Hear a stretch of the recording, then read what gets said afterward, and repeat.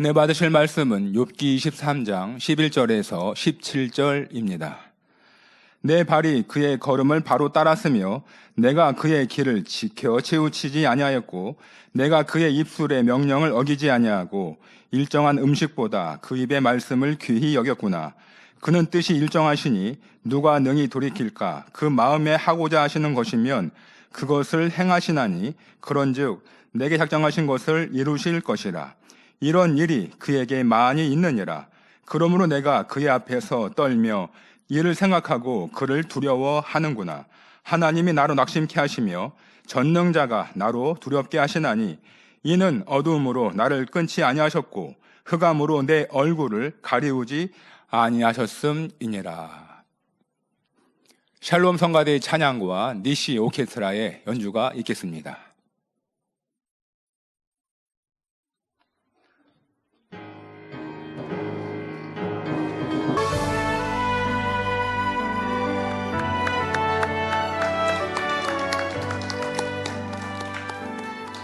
당회장 직무대행 이수진 목사님께서 욥기 강의 67번째 하나님을 두려워하는 욥 제하의 말씀을 증거해 주시겠습니다.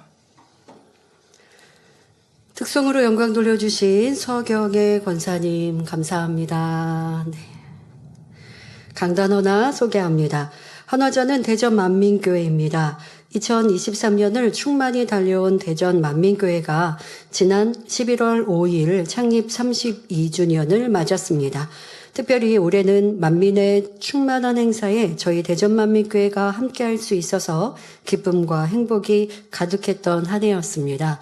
부활절과 우리 본교회 창립 기념 행사를 대전 만민교회에서 했는데요. 또 환영해 주시고 또 잘 준비해 주셔서 감사했습니다. 그런데 또 대전 만민교회에서도 저희가 이렇게 큰 행사 함께해서 도리어 감사하다고 고백해 주십니다. 늘 말씀과 기도로 만민을 이끌어 주시는 직무대행님과 원장님께 감사드립니다. 창립 32주년을 기점으로 더 힘차게 새 예루살렘을 향해 달려갈 것을 다짐하며 전 성도의 마음을 모아 강단 헌화로 드립니다. 네, 감사합니다. 제가 대전 만민교회에서 우리가 중요 행사를 2번이나 이렇게 했지 않습니까? 그래서 새성전에 들어가면 특별히 어떤 큰 행사가 있을 때 대전 만민교회 성도님들이 앞자리 하도록 자리를 특별히 마련해 드려야겠다라는 생각도 해 보았는데요. 예, 보통 우리가 성전에서 예배하면 앞자리는 오시는 순서나 또 머리된 일꾼들의 지정성이 있지 않습니까? 네, 교회에서 꼭 기억해서 대전 만민교회 이렇게 한두 번은 꼭 자리를 앞자리로 성도님들이 자리하게 해주시면 좋을 것 같습니다. 네, 항상 모든 지교회들이 또 본교회를 위해서 기도하시고 하나 되어 나아가시는데요. 감사드립니다. 말씀에 들어가도록 하겠습니다. 사랑하는 성도 여러분, 지난 시간에는 하나님의 자녀들이 연단받는 이유에 대해 말씀드렸습니다. 그런데 많은 경우 하나님께서 연단하셨다 할 수 없는 자신의 죄악으로 인해 당하는 어려움과 환난을 볼 수 있습니다.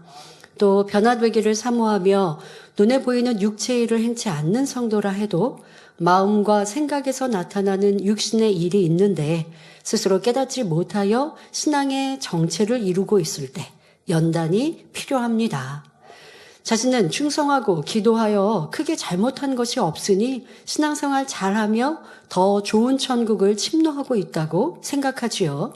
하지만 육신의 일을 다 벗고 본성 속의 죄성까지 버려야 성결입니다.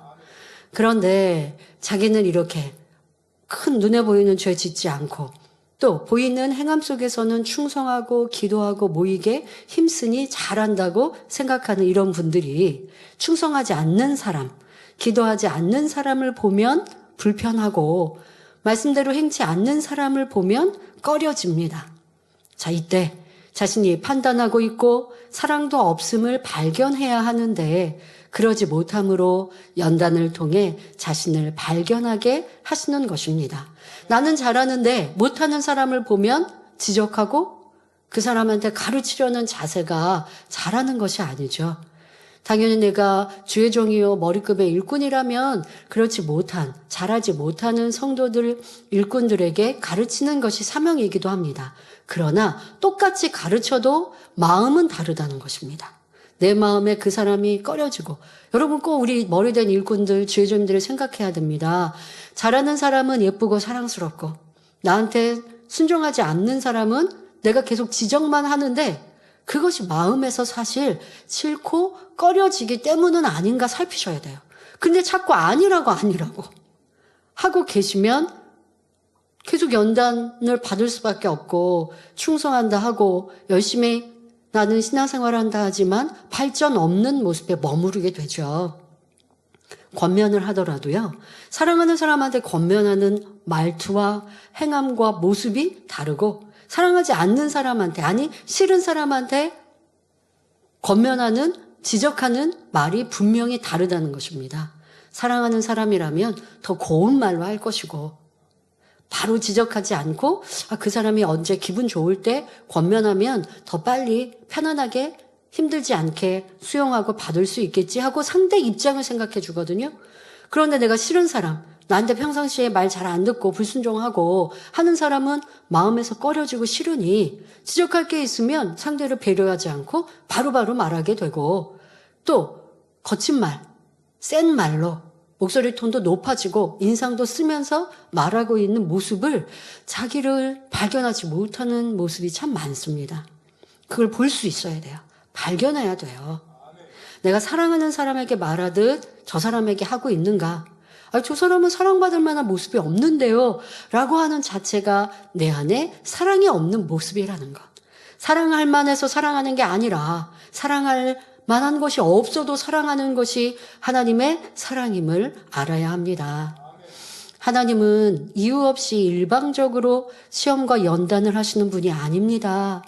하나님께서 독재자처럼 임의로 자녀들을 연단하는 것이 아니라 공의 가운데 연단을 허락하시는 것입니다.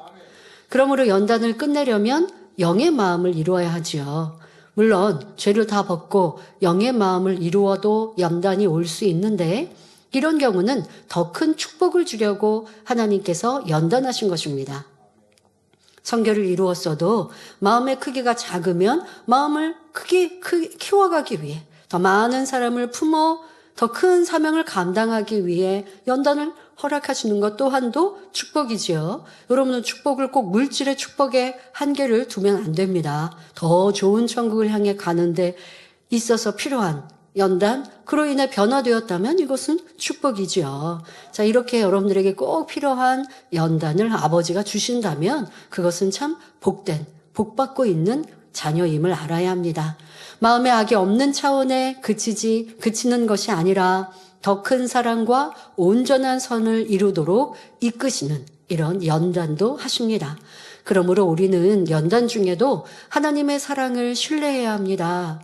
신앙생활을 하다 보면 더 아름다운 모습으로 나올 수 있도록 하나님께서 연단을 허락하시지요. 자, 이러한 때 로마서 8장 32절에 자기 아들을 아끼지 아니하시고 우리 모든 사람을 위하여 내어주신 이가, 바로 아버지 하나님께서 어찌 그 아들과 함께 모든 것을 우리에게 은사로 주지 아니하시겠느뇨 하신 말씀대로 우리에게 좋은 것을 주시는 사랑의 하나님을 믿고 의지하는 사람은 평안 속에 살아갑니다. 그러므로 우리를 구원해 주시기 위해 독생자를 보내주신 하나님의 사랑, 우리 죄를 대신 지고 십자가에 못 박히신 예수 그리스도의 사랑을 결코 잊지 말며 어떤 연단 중에도 하나님을 신뢰함으로 온전히 승리하시기 바랍니다. 오늘 본문을 보면 욥은 자신이 하나님을 얼마나 잘 섬겼었는지를 설명합니다. 자, 욥기 23장 10절에 나의 가는 길을 그가 아시나니 하고 하나님께서 나의 행함을 아신다라고 고백했지 않습니까? 그에 이어서 11절부터의 설명을 보면 내가 어떠한 길을 갔는지 말하고 있는 욥을 알 수 있습니다. 10절의 말씀과 그렇게 연결이 되는 것이지요.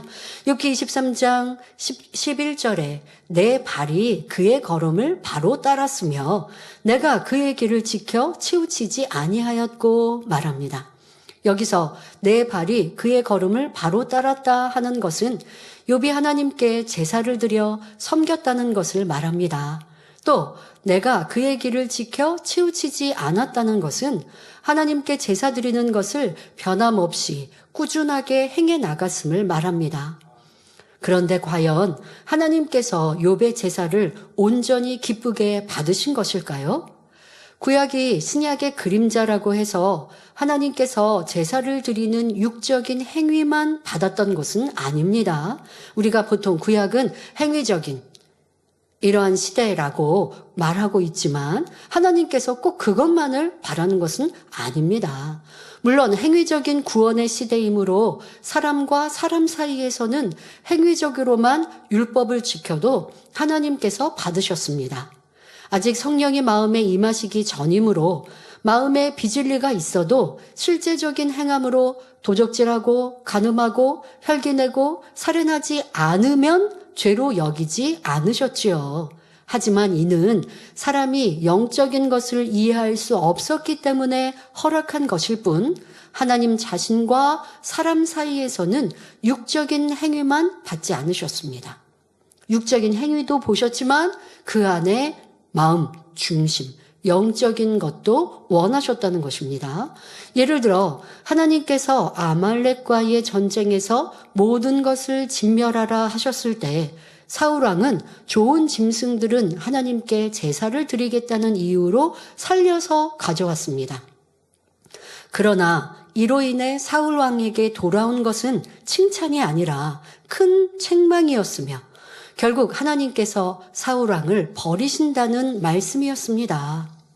육적으로 보면 좋은 소나 양을 잡아와서 하나님 앞에 제사 드리려 했는데 왜 하나님께서 사울을 버리셨을까요? 하나님은 육적인 것을 원하신 것이 아니라 순종이 제사보다 낫다는 영적인 것을 원하셨기 때문입니다. 이처럼 하나님께서는 행위적인 것이 아니라 진실한 마음으로 믿고 신뢰하며 순종하는 것을 원하십니다. 아담의 아들 가인은 하나님의 뜻을 알면서도 순종하지 않고 믿음 없이 적당히 땅의 소산을 드렸고 아벨은 믿음으로 순종하여 양의 첫 새끼와 그 기름으로 피의 제사를 드렸습니다. 분명히 아버지 아담으로부터 하나님께서 어떤 제사를 받으시는지 피의 제사를 기뻐하신다는 것을 배웠음에도 가인은 자신은 들녘에서 이제 곡식을 일구는 이러한 사람이었으니 자기가 편하고 자기가 쉬운 대로 하나님께 제사를 드렸다는 것입니다. 자, 우리의 신앙생활 이것을 잘 살펴야 합니다. 내가 좋은 대로 내가 할 수 있는 만큼 해놓고 하나님 잘했지요? 응답해 주세요. 축복해 주세요. 하면 안 돼요. 하나님께서 무엇을 원하시는지를 알아서 그것을 기준하여 하나님의 기뻐하시는 것을 쫓아가야죠. 또 하나님께서 기뻐하시는 것이 100이라고 하는 1에서부터 100까지가 있는데 나는 그냥 10만큼만 계속 하면서 하나님 저 축복해 주세요. 응답해 주세요. 하고 있다면 이 또한 응답받을 수 없는 것입니다. 바로 가인의 제사가 하나님이 기뻐할 수 없는 제사였습니다. 이에 하나님께서는 아벨과 그 제물만 받으시고 가인과 그 제물은 연락하지 않으셨지요. 가인은 육적인 제사를 드린 반면 아벨은 하나님께서 원하신 피의 제사, 곧 영적인 제사를 드렸기 때문입니다. 이처럼 피의 제사를 드려야 하나님께서 받으신다는 사실을 알아야 합니다. 아벨이 드린 피의 제사는 오늘날 신령과 진정으로 드리는 영적 예배입니다. 반면 가인이 자신이 보기 좋은 대로 드린 육적인 제사는 형식적으로 시간만 때우는 예배, 더 나아가 마음을 변화시키지 않고 세상과 짝하면서 교회에 출석만 하는 형식적인 신앙생활을 의미합니다. 우리가 단지 행위적인 열심으로 교회에 다니고 예배에 참석한다고 해서 하나님께서 받으시는 것이 아닙니다. 예수님께서 우리 죄를 대속해 주시기 위해서 피 흘려주신 사실을 믿으면 신령과 진정으로 예배 드림은 물론 온 삶을 산 제사로 드려야 하는 것입니다. 로마서 12장 1절에 그러므로 형제들아 내가 하나님의 모든 자비하심으로 너희를 권하노니 너희 몸을 하나님이 기뻐하시는 거룩한 산 제사로 드리라. 이는 너희의 드릴 영적 예배니라 말씀하신 대로 온전한 헌신의 삶을 살아야 한다는 것입니다. 곧 성경 66권 말씀에 순종하여 하나님의 뜻대로 살아가는 것, 그리하여 마음 안에 악을 버리고 선과 진리로 채우는 것, 이것이 바로 하나님께서 우리에게 원하시는 산 제사요 피의 제사입니다. 히브리서 11장 4절을 보면 믿음으로 아벨은 가인보다 더 나은 제사를 하나님께 드림으로 의로운 자라 하시는 증거를 얻었다고 했습니다. 이처럼 하나님께서는 믿음으로 드리는 제사를 받으십니다. 아브라함은 죽은 자도 살리시는 하나님을 믿었기 때문에 독자 이삭을 드리라는 시험도 아멘으로 순종하여 복의 근원이자 믿음의 조상이 되었습니다. 엘리야도 이방 선지자들과 대결할 때 먼저 하나님께 온 마음과 정성을 다해 믿음으로 제단을 쌓았습니다. 3년 반 동안 가뭄이 계속되었으므로 가장 귀한 것은 물인데 엘리야는 그 귀한 물을 통 4세 3번씩이나 곧 12통을 제단에 바치는 믿음을 내보여 오직 하나님을 기쁘시게 해 드렸지요.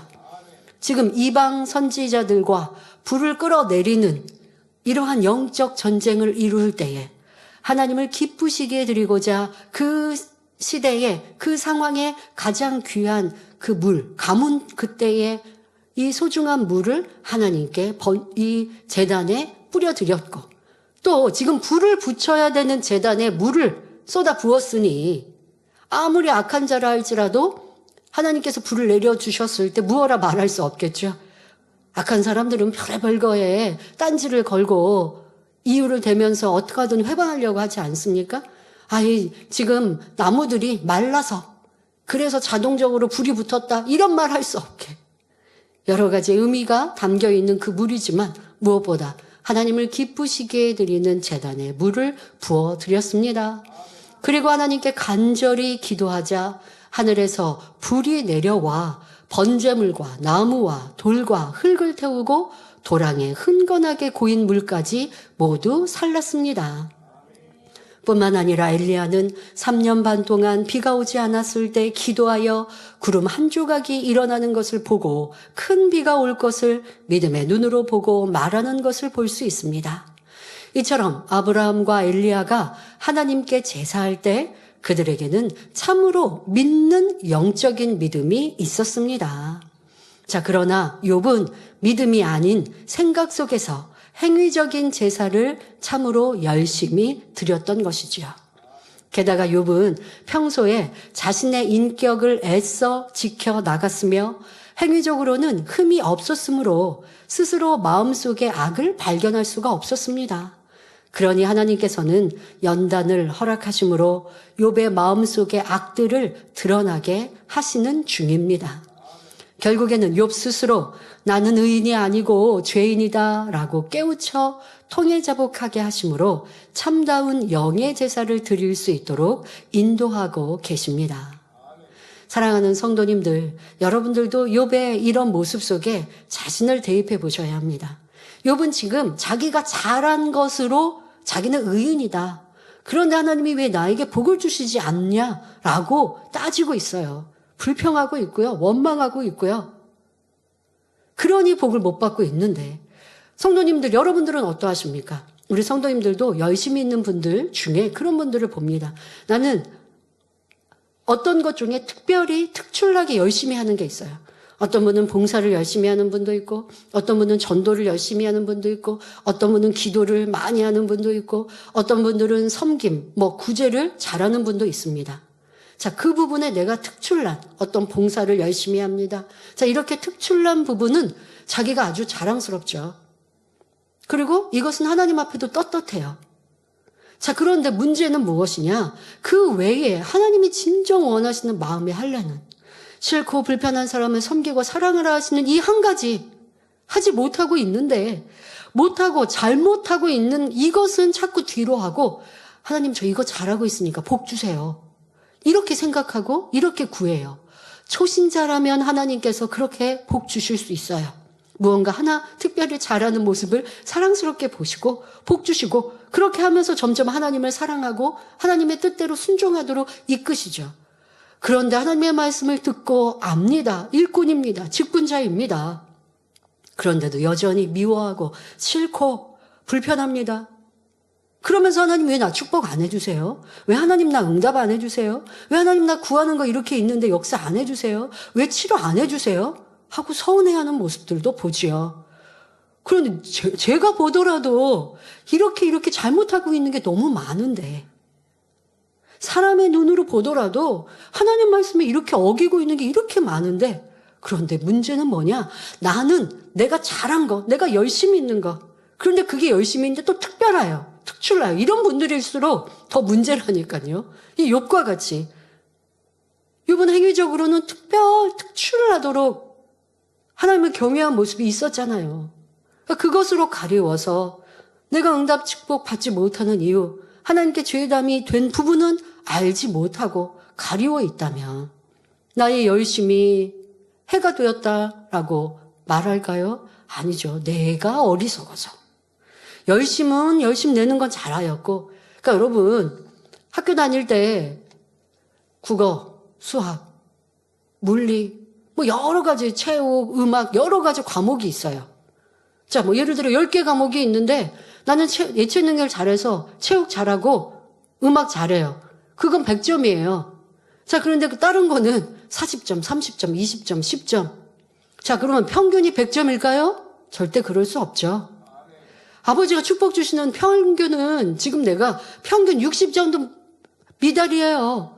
50점, 40점대에 있어 놓고, 그래 놓고 왜 하나님 나 축복 안 해주세요? 왜 나 사용 안 해주세요?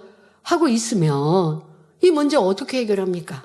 자, 욥의 지금 같은 모습. 하나님께서 나의 가는 길을 다 아시고 인도하신다.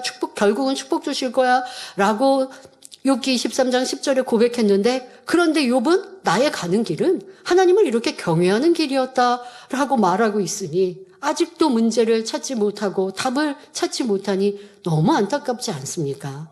자, 이 말씀 속에 나는 이거 잘하는데, 잘하고 있는 거 생각하면서, 아니 근데 말은 그렇게 하죠. 우리가 나 부족한 거 알아요. 그런데도 고치지는 않으면서 왜 축복 안 해주세요? 응답 안 해주세요? 또 심히 괴롭고 어려운 이런 상황에 만나면 하나님을 은연중에 원망하거나 서운해하는 이런 모습들도 보지 않습니까? 자, 욥의 모습. 지금의 고백이 나의 고백임을 알아서 내가 하나님께 영적 제사를 드리는 삶을 살았는가? 그런데 복받지 못하였다라고 말할 것은 없습니다. 내가 육적 제사를 드리며 살았었구나. 어떤 모습이 하나님 보시기에 합당치 못했는가를 알아서 고치면 응답이요 축복입니다. 자, 이어지는 본문을 보면 욥은 자신이 살아온 삶에 대해 얼마나 당당한 자부심을 갖고 있는지 알 수 있습니다. 욥기 23장 12절에 내가 그의 입술의 명령을 어기지 아니하고 일정한 음식보다 그 입의 말씀을 귀히 여겼구나 말합니다. 그런데 이는 앞뒤가 맞지 않는 말입니다. 욥은 바로 얼마 전까지만 해도 욥기 23장 2절에 내가 오늘도 혹독히 원망하니 받는 재앙이 탄식보다 중함이니라 말하지 않았습니까? 이처럼 하나님을 혹독히 원망하면서도 지금 고백하는 말은 자신은 하나님 명령을 지켰고 그 입의 말씀을 귀히 여겼다고 말하고 있으니 얼마나 자신을 알지 못하는 모습입니까? 자, 이것이 우리의 모습임을 알아야 합니다. 우리의 모습 어떠합니까? 서운해하고 불평을 합니다. 그러면서도 사랑한다고 말하죠. 자, 그러니 어찌 그래서 앙이자님 말씀하시죠.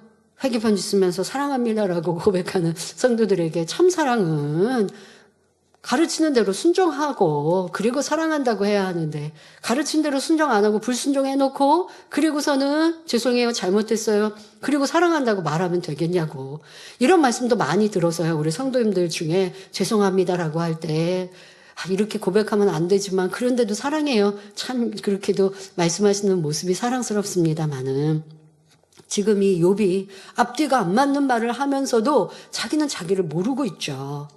자, 우리의 모습이 이런 모습이 너무 많음을 알아야 합니다.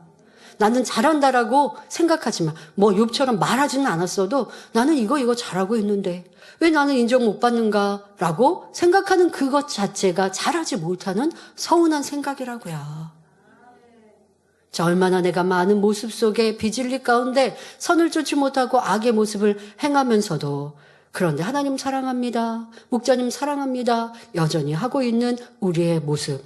바로 욥이 지금 앞서서 23장 앞서 말했던 말과 지금에 하고 있는 말이 얼마나 부끄러운 말인지 깨닫지 못하는 모습처럼 내가 그리하고 있구나. 이렇게 비진실하게 신앙생활하고 나를 들여다보지 못하고 있구나라는 것을 알아야겠습니다.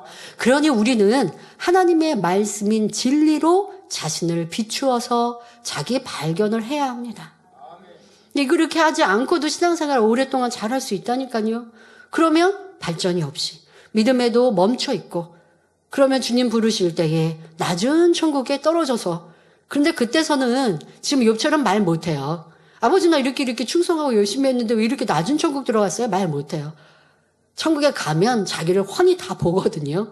그리고 이제 뭐 자기의 자만도 없고 교만함도 없기 때문에요. 민망하고 죄송할 따름인 것이죠. 그때 가서 영원토록 죄송하고 민망하지 않으려면 지금 철저히 우리 자기를 발견해야 합니다. 난 이거 잘했는데 나 이거 나은데 저 사람보다 사람하고 비교하지도 마시고 그 사람과 비교해도요. 내가 비교하는 그 비교 자체가 틀릴 수 있어요.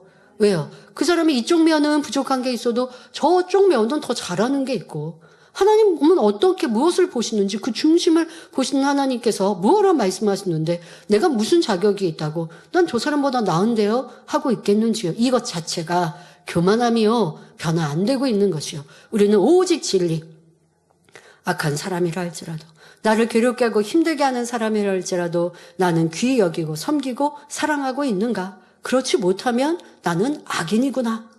내 안에 미움이 이렇게 많고 교만함이 이렇게 많구나라고 자기를 발견하고 인정하고 자 그리고 코가 이렇게 빠져서 힘들고 지친 게 아니라 변화되면 되는 거예요.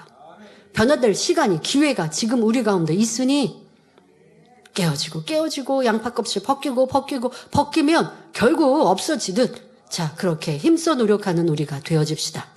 자, 그런데 욥은 아직도 진리로 자신을 발견하지 못하니 여전히 스스로 옳다고 생각하고 있습니다. 욥이 하나님의 명령을 귀히 여겼다고 생각하는 것은 자신이 좌우로 치우치지 않고 열심히 육적인 제사를 드렸기 때문입니다. 그러나 앞서 말씀드린 대로 하나님께서는 행위적인 제사가 아니라 마음 중심에서 진실이 섬기는 예배를 원하십니다. 사람이 속으로 아무리 상대를 미워해도 겉으로는 당신을 사랑합니다 라는 말로 상대를 속일 수 있습니다.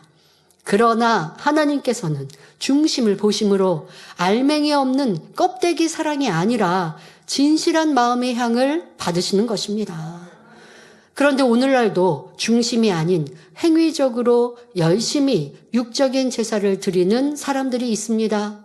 주일에는 교회에 나와 예배드리고 11조와 감사헌금을 하며 봉사도 열심히 합니다. 그러나 정작 하늘나라에 소망을 두지 않고 욕심이나 혈기 등 마음의 악을 버리지 않은 채 자신의 욕심을 따라 살아갑니다. 바로 이러한 마음으로 드리는 예배는 피의 제사가 아닌 육의 제사인 것입니다.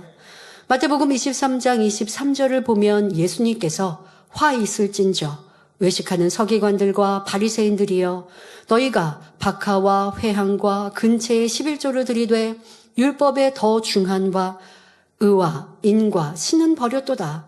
그러나 이것도 행하고 저것도 버리지 말아야 할지니라 말씀하셨습니다.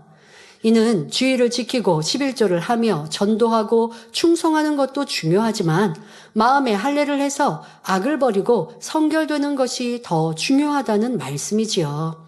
그러므로 행위적인 것뿐만 아니라 마음의 거룩함을 이루는 알곡 성도가 되어야 합니다. 하나님께서는 천국 창고에 쭉정이가 아닌 알곡만 거두는 분입니다. 여기서 알곡이란 주님을 닮은 진리의 사람을 말하지요. 반면 쭉정이란 예수 그리스도를 영접하지 않았거나 하나님을 믿는다 하지만 세상 사람들처럼 죄와 짝하고 마음의 할례를 하지 않는 육의 사람을 말합니다. 그러므로 우리는 결코 쭉정이가 되어서는 안 되며 알곡 중에서도 최상의 알곡이 되어 가장 아름다운 천국 새 예루살렘까지 이룰 수 있어야 하겠습니다. 욥기 23장 13절에 그는 뜻이 일정하시니 누가 능히 돌이킬까? 그 마음에 하고자 하시는 것이면 그것을 행하시나니 말합니다. 성도 여러분, 과연 욥의 이 말이 타당한 말일까요? 이는 민수기 23장 19절에 하나님은 인생이 아니시니 시건치 않으시고 인자가 아니시니 후회가 없으시도다.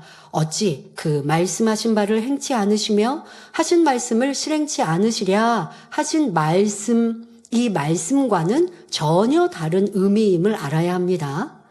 하나님께서는 시건치 않으시고 말씀하신 바를 반드시 이루신다는 것은 성경 66권 안에 약속하신 것을 그대로 이루신다는 의미입니다. 그런데 본문에서 욥은 마치 하나님이 독재자처럼 모든 것을 정해놓고 강제적으로 이끌어 가시는 분인 것처럼 오해하고 있습니다. 그런 의미로 지금 말하고 있는 것이에요. 물론 하나님께서는 뜻을 정하고 이루십니다. 그러나 하나님의 마음에 맞춰 일방적으로 정하시는 것이 아니라 사랑과 공의 가운데 이루어 가시지요. 하나님 마음대로 정하고 자기 유익에 맞지 않으면 없애버리는 그런 악한 분이 아닙니다. 하나님께서는 말씀으로 천지 만물을 창조하시고 우주 만물과 세계 역사, 인류의 생사화복을 주관하시는데 결국 이 모든 것은 하나님의 유익을 위해서가 아니라 바로 우리 인생들을 위한 경작의 섭리입니다. 그래서 인간 경작을 이루시는 동안 우리를 천국으로 인도하시기 위해 천년을 하루같이 참기도 하시며 인내하고 절제하십니다. 사람은 힘과 권세를 얻으면 자기의 감정에 따라 권세를 휘둘릴 수도 있지만 하나님은 의를 기뻐하시며 모든 것을 공의 가운데 이루시는 분입니다. 악을 미워하시기 때문에 사람이 악한 길로 갈 때 경고도 하시고 징계도 허락하시지만 누구든지 중심에서 회개하고 악에서 돌이키면 이내 용서하시는 사랑의 하나님이시지요. 그런데 욥이 하나님이 뜻을 정하면 누가 능히 돌이킬까라고 한 말 속에는 하나님께서는 죄인을 멸하기로 작정하시면 이 뜻을 절대로 돌이키지 않는다는 의미가 담겨 있습니다. 그러나 욥기 22장에서 용서의 하나님, 돌이키면 용서와 축복의 말씀을 전한 대로 성경을 보면 그렇지 않은 경우가 참으로 많습니다. 자, 욥은 그 앞에서도 주장했지요. 하나님은 악인을 이내 죽이시고 멸망하신다. 그리고 그렇게 정하셨으면 어느 누구도 바꿀 수 없다라고 말하였던 말과 지금의 의미와 똑같이 하나님은 정하신 바를 바꾸지 않으신다라고 하면서 하나님의 뜻대로만 하시는 분, 이렇게 나쁜 하나님이라고 지금 그렇게 유도하며 말하고 있는 것입니다. 자, 성경에 보면 하나님께서는 아무리 말씀하셨어도 용서하시는 장면들이 얼마나 많이 나옵니까? 예레미야 18장 7절 8절에 보면 하나님께서 내가 언제든지 어느 민족이나 국가를 뽑거나 파하거나 멸하리라 한다고 하자. 그러니까 하나님께서 그렇게 하시겠다. 어느 나라 민족을 내가 세우겠다. 아니면 멸하겠다라고 말씀하셨다 하자. 만일 나의 말한 그 민족이 그 악에서 돌이키면 내가 그에게 내리기로 생각하였던 재앙에 대하여 뜻을 돌이키겠고 말씀하십니다. 자, 대표적인 예로 니느웨 백성을 들 수 있지요. 요나서 3장을 보면 하나님께서는 40일이 지나면 니느웨 성이 무너지리라 요나를 통해 예언하게 하셨습니다. 이 예언을 들은 니느웨 왕은 백성들과 더불어 금식하고 악에서 떠나 돌이켜 회개했지요. 하나님께서는 이런 겸비한 모습을 보시고 뜻을 돌이켜 재앙을 거두어 주셨습니다. 에스겔 33장 14절 15절에도 가령 내가 악인에게 말하기를 너는 죽으리라 하였다 하자 그가 돌이켜 자기의 죄에서 떠나서 법과 의대로 행하여 전당물을 도로 주며 억탕물을 돌려보내고 생명의 율례를 준행하여 다시는 죄악을 짓지 아니하면 그가 정령 살고 죽지 않을지라 말씀합니다. 자, 여기서 돌이킴에 대해 정확히 설명하시죠. 입술로만 회개합니다 하면 온전한 것이 아닙니다. 입술로 회개하고 이제 돌이켜서 악을 그칠 때 하나님은 용서해 주신다 하십니다. 남의 것을 빼앗았어요. 도적질했어요. 그러면 다시 돌려주고 이것이 돌이킴이라 말씀하고 계십니다. 자, 하나님은 이렇게 돌이킬 때 너른 품으로 용서해 주십니다. 그런데 인생들은 어떠할까요? 돌이켜도 내가 싫으면 그 사람은 악인으로 낙인 찍는 이 세상을 봅니다. 자, 여러분들의 삶 속에서 사회생활을 할 때나 직장이나 일터나 어느 곳에든지 사랑의 하나님께서 이렇게 용서하셨듯 우리도 그런 마음이어야 합니다. 그러면 이런 잣대로 아유 저 사람은 회개하지 않으니까 나는 저 사람 미워해 싫어해 해야 할까요? 아니지요. 악인들을 품고 우리가 어찌하면 회개하게 하고자 하는 사랑으로 대해야 그도 회개할 기회를 얻을 수 있는 것이죠. 우리에게는 저 사람은 악하다 정죄할 권한이 없다는 것도 기억해야 합니다. 자, 하나님께서는 악인을 심판하기로 정하셨다 해도 곧바로 벌을 내리시는 것이 아니라 어찌하든 그를 살리고자 하십니다. 사랑의 마음으로 항상 회개할 기회를 주시고 마음 중심에서 회개하고 돌이키면 기다렸다는 듯이 용서하시는 것을 볼 수 있습니다. 그래서 죽을 병에 걸린 히스기야 왕도 하나님 앞에 통회자복하니 그 생명이 15년이나 연장되었고 므낫세 왕은 심히 악을 행하여 바벨론의 포로로 잡혀갔으나 하나님 앞에 크게 겸비하여 회개함으로 다시 왕위에 거할 수 있었지요. 이처럼 하나님께서는 온전한 공의와 사랑 가운데 심판을 내리기도 하시고 내리려 했던 심판을 거두기도 하십니다. 그러므로 모든 사람을 구원하기 원하시는 하나님의 마음, 비록 악인이라 해도 회개하고 돌이키면 동이 서에서 먼 것 같이 그 죄가를 기억지도 않으시는 하나님의 크신 사랑을 깨우쳐 우리 마음 중심에서 하나님을 사랑하는 참 자녀가 되어야겠습니다.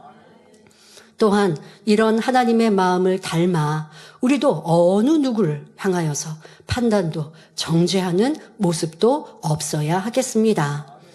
욥기 23장 14절에 그런즉 내게 작정하신 것을 이루실 것이라 이런 일이 그에게 많이 있느니라 말합니다. 즉 하나님께서는 일단 작정하신 것을 돌이키지 않고 반드시 이루시는 분이기 때문에 욥 자신에게 작정하신 것도 이루실 것이라는 말이지요. 뿐만 아니라 이런 일들이 하나님께는 많이 있다고 말하는데 이는 욥이 선진들을 통해 이런 경우들을 자주 들었다는 것입니다. 그러나 이는 욥이 당하고 있는 모든 일을 하나님 탓으로 돌림으로 자기 위안을 삼는 말임을 알아야 합니다. 그러니까 욥이 지금 하나님께서 내게 정하신 것이 무엇일까요? 욥이 생각하는 하나님이 내게 정하신 일, 나를 괴롭히시고 결국 죽이시겠다 하신 작정이라고 욥은 지금 오해하고 있는 거예요. 앞서서 말한 대로 하나님이 나를 정금같이 나오게 복되게 하시겠다 이렇게 정하셨다 말하는 게 아니라 하나님은 나를 연단하시고 어렵게 하시려고 작정하셨지. 그리고 그렇게 정하신 대로 그대로 이루시는 분이야.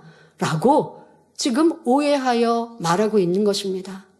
욥 자신은 아무런 잘못도 없고 의인인데 하나님이 작정하여 갖가지 수모와 핍박, 고통을 주셨다는 뜻으로 말하고 있습니다. 흔히 사람들이 사업의 실패나 질병 등으로 자신의 처지가 초라해져서 자존심 상할 때 하늘이 나를 버렸다라고 하늘 핑계대는 것처럼 욥도 지금 그런 의도로 말하고 있습니다. 그러나 사랑의 하나님께서는 자녀들이 아프지 않고 건강하게 살기를, 축복받아 하나님께 영광 돌리며 살기를 원하십니다. 때로 우리에게 연단을 허락하시는 것도 우리가 악을 버리고 참된 축복의 길로 가기를 원하시기 때문이며 아름다운 열매를 주시기 위함이지요. 에가서 3장 33절에 주께서 인생으로 고생하며 근심하게 하심이 본심이 아니시로다 말씀하신 것처럼 우리가 고통받는 자체에 연단의 목적이 있는 것이 아닙니다. 욥의 경우도 하나님께서는 신속히 깨닫고 회개함으로 축복받기를 원하시는데 욥은 마치 하나님께서 독재자처럼 마음대로 작정하시고 자신에게 고통을 주시는 것처럼 오해하고 있습니다.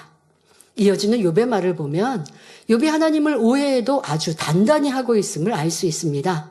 욥기 23장 15절에 그러므로 내가 그의 앞에서 떨며 이를 생각하고 그를 두려워하는구나 말합니다. 욥은 하나님에 대해 자기 권세를 일방적으로 휘두르는 무서운 독재자요, 나쁜 하나님이라고 오해하였기에 그 앞에서 떨며 두려워할 수밖에 없었습니다. 욥의 현실을 보면 자녀들이 죽고 모든 재물도 잃고 온몸이 악창으로 고통받고 있으며 아내가 자신을 버렸고 일가친척도 외면합니다. 심지어 여종들이 자신을 멸시하며 친구들까지 자신을 비난하는 이 혹독한 현실을 욥은 하나님께서 만드신 것이라 생각하고 있습니다. 자신은 아무런 죄가 없는데 하나님께서 일방적으로 작정하셔서 고난의 구렁텅이로 몰아넣어 버렸다고 생각하니 하나님이 너무나 두려웠던 것입니다. 자신의 생각 속에 스스로 하나님이 되어 결론을 내리고 고통받고 있는 장면입니다. 욥은 시험환난을 당하기 전에도 하나님이 무서워서 번제를 드리는 육적인 신앙이었습니다. 그러니 욥기 3장 25절에 나의 두려워하는 그것이 내게 임하고 나의 무서워하는 그것이 내 몸에 미쳤구나 말하는 것을 볼 수 있었지요. 사랑의 하나님이여, 좋으신 하나님으로 섬긴 것이 아니라 두렵고 무서움으로 섬겼다는 것을 알 수 있습니다.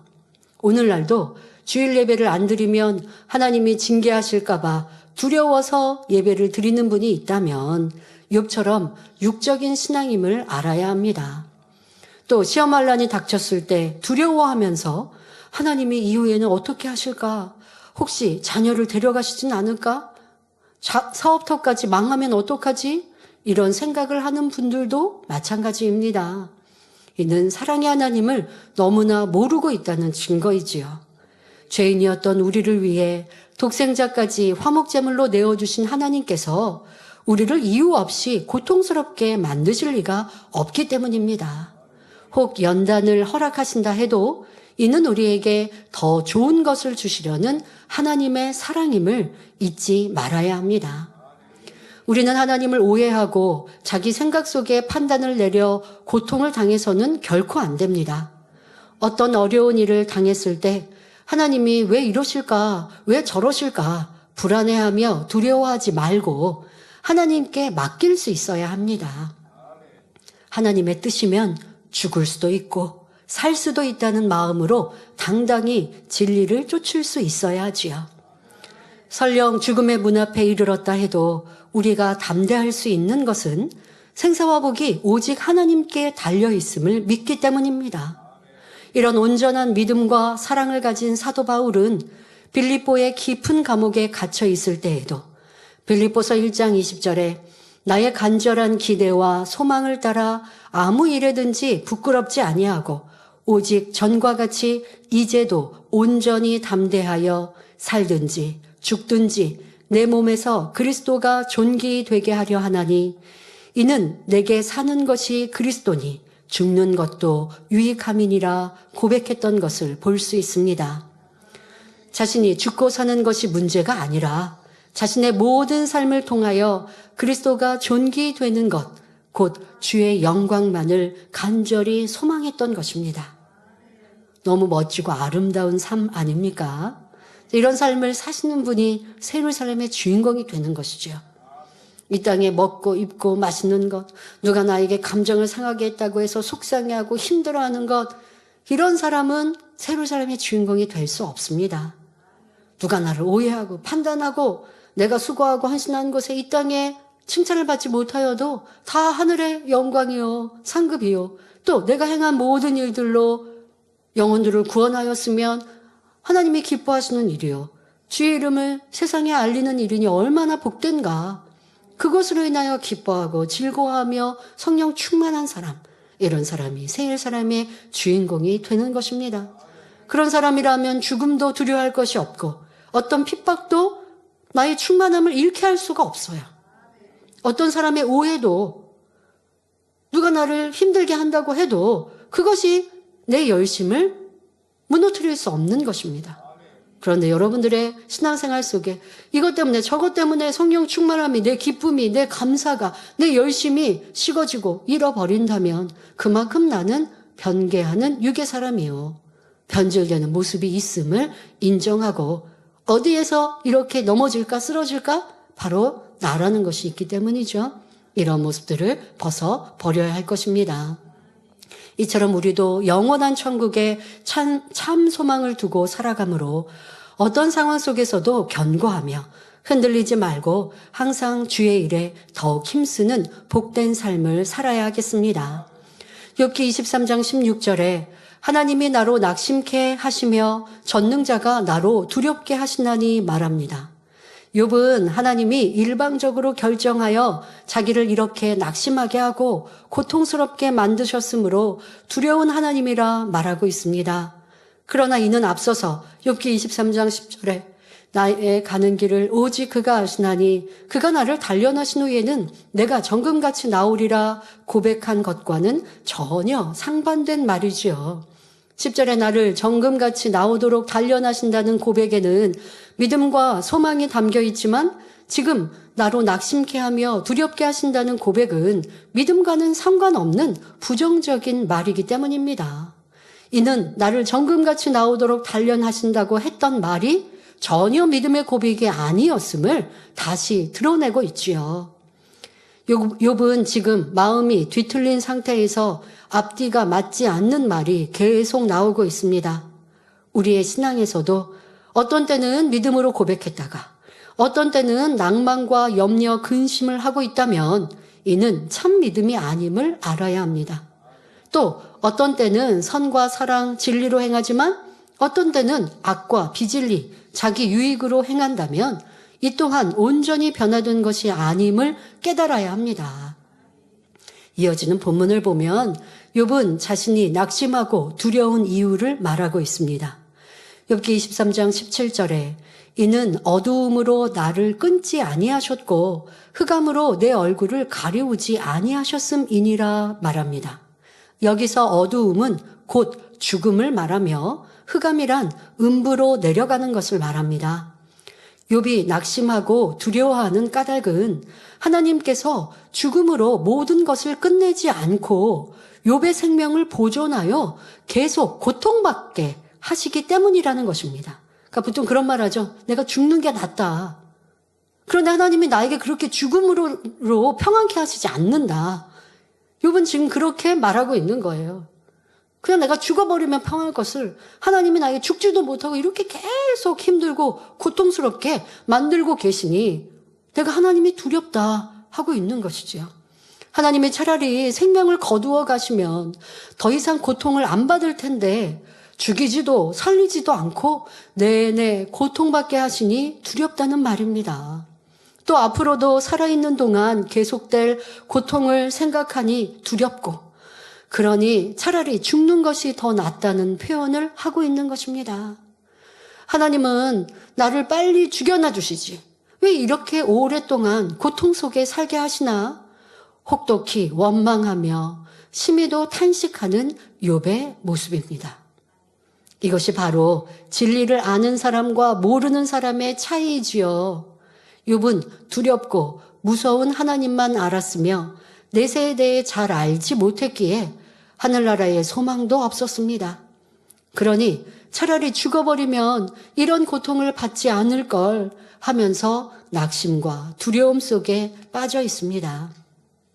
하지만 천국과 지옥이 분명히 있음을 알고 하나님의 사랑과 능력을 믿는 우리 성도님들이라면 어떤 어려움이 닥친다 해도 욥과 같은 말을 해서는 안 됩니다. 더구나 하나님께서 우리를 연단하시는 것도 깊은 사랑임을 잘 알고 있으니 연단 중에도 욥처럼 낙심하거나 두려워하는 것이 아니라 말씀 안에서 힘을 얻고 믿음으로 싸워 이겨야 합니다. 죄로 인한 연단이라면 빨리 회개하고 돌이켜 하나님과 막힌 담을 헐면 되고, 진리 안에 살아가는데도 어려움이 왔다면 오히려 축복이기에 하나님 앞에 더욱 믿음의 고백을 할 수 있지요. 자, 이러한 연계의 법칙과 하나님의 깊은 사랑을 깨닫는 성도님들이라면, 예를 들어서 내가 지금 아픈데 치료를 못 받았어요. 낙심하는 것이 아니라 나를 보니 치료 못 받을 이유가 있구나. 내가 축복 못 받을 이유가 있구나. 이유를 알았어요. 왜? 나의 잘못 때문에. 그럼 하나님 빨리 문제 해결해 주세요가 문제가 아닌 거예요. 내가 이런 죄악을 벗어야지. 그러면 하나님이 치료해 주시고 응답해 주시고 축복해 주실 거니 현재의 문제를 두려워할 것이 없는 거예요. 형제 아무리 우겨싸임을 만나도 여러분 문제 해결할 방법을 모르니까 힘든 것이지, 방법을 안다면 세상 말처럼 시간 문제 아닙니까? 하면 되는 거잖아요. 그리고 이러한 과정들이 나를 정금같이 나오게 하신다는 걸 믿으니, 이 과정이 없었다면 나는 잘하는 줄 알고 있었을 텐데, 그래서 천국 갔으면 세율 사람이 아니라 이제 겨우 2000층에 머물러 있었을 텐데, 그런데 이 시간을 통하여 깊은 내면을 발견하게 하시니 내가 연단을 받아 지금 연단이 길어지는 것 같고 질병의 치료가 온전히 이루어지지 않는 것 같고 문제 해결이 온전히 되어지지 않는 것 같은 이러한 와중에 있다 할지라도, 그래, 내가 이런 죄악을 벗어버리면 하나님은 분명 해결해 주시고 치료해 주시지 하고 두려운 하나님이 아니라, 지금의 문제와 현실이 힘들고 지친 것이 아니라 빨리 해야지, 밀린 숙제하듯 회복하고 기쁘게 할 수 있는 것이죠. 자, 그런데 지금의 이 문제 해결의 답을 알면서도, 방법을 알면서도 두려워하고 있다면 응답하실 하나님을 온전히 믿어드리지 못하는 것이죠. 죽을 상황에도 하나님은 살리신다면 살리시는 하나님, 그런 하나님을 믿어드리면, 그러면 그래, 문제는 내가 변화되는 거야, 내가 깨어지는 거야, 그거 하면 돼 하는 것이지, 지금 당장 해결받지 못한 문제로 인하여 괴로워하고 두려워할 것이 아니라는 것입니다. 그런데 우리 성도님들은 문제 해결의 답도 알아요. 그런데도 두려운 것은 내가 순종하지 않으니까, 영적인 믿음이 오지 않아서 두려운 것이죠. 자, 이러한 것을 정확히 알아야겠습니다. 욥은 하나님을 두려워하는 마음으로 제사를 드리며 섬겨왔습니다. 그래서 하나님은 두려움이 아닌 사랑함으로 섬기는 관계가 될 수 있도록 지금 욥을 이끌고 계십니다. 성경을 보면 하나님을 두려워하라는 말씀이 있는가 하면 하나님은 사랑이시라 하나님을 두려워하지 말라는 말씀도 있습니다. 그러면 우리는 하나님을 두려워해야 할까요? 두려워하지 말아야 할까요? 하나님에 대한 믿음이 아예 없는 사람은 죄를 지으면서도 두려워하지 않습니다. 하지만 하나님을 믿고 천국과 지옥이 있음을 믿는 사람은 진리 안에 살지 못할 때 하나님을 두려워하지요. 하나님을 두려워하고 경외할 때 죄에서 떠날 수 있기 때문입니다. 고린도후서 7장 1절에 그런즉 사랑하는 자들아, 이 약속을 가진 우리가 하나님을 두려워하는 가운데서 거룩함을 온전히 이루어 육과 영의 온갖 더러운 것에서 자신을 깨끗게 하자 말씀합니다. 이 말씀대로 우리가 하나님을 두려워하여 곧 심판이 있음을 참으로 믿기에 악은 모양이라도 버리고 계명을 지켜나가는 만큼 거룩한 마음을 이루게 됩니다. 마침내 영으로, 온 영으로 들어가면 그때부터는 더 이상 하나님이 두렵지 않습니다. 자신을 향한 하나님의 선하신 뜻과 사랑이 깨달아지니 어떤 상황에서도 기뻐하고 감사합니다. 하나님께서는 이렇게 하나님의 마음을 알아들이는 참 자녀와 사랑을 주고받기 원하심으로 지금도 인간 경작을 하고 계시는 것입니다. 요한일서 3장 21절 22절에 사랑하는 자들아 만일 우리 마음이 우리를 책망할 것이 없으면 하나님 앞에서 담대함을 얻고 무엇이든지 구하는 바를 그에게 받나니 이는 우리가 그의 계명들을 지키고 그 앞에서 기뻐하시는 것을 행함이라 말씀합니다. 그러므로 하나님께서 우리에게 원하시는 것은 계명을 어김으로 두려워 떠는 것이 아니라 하나님을 사랑하여 계명을 지킴으로 담대하게 살아가는 것입니다. 하나님의 계명들을 지키고 말씀 안에 사는 사람은 하나님 앞에 담대하니 무엇이든지 구하는 대로 응답받습니다. 이런 사람은 죽음 앞에서도 담대하지요. 하나님이 두려운 것은 하나님 말씀 안에 살지 못하기 때문임을 알아야 합니다. 자, 그러니 여러분, 하나님을 두려워하라는 거예요? 두려워하지 말라는 거예요? 자, 죄악 가운데 거할 때는 하나님을 두려워하는 거예요. 하나님을 두려워하며 신앙생활하면서 죄악을 벗어버리면 두려운 하나님이 아니라 너무나 사랑하는 하나님으로 바뀐다는 것이죠.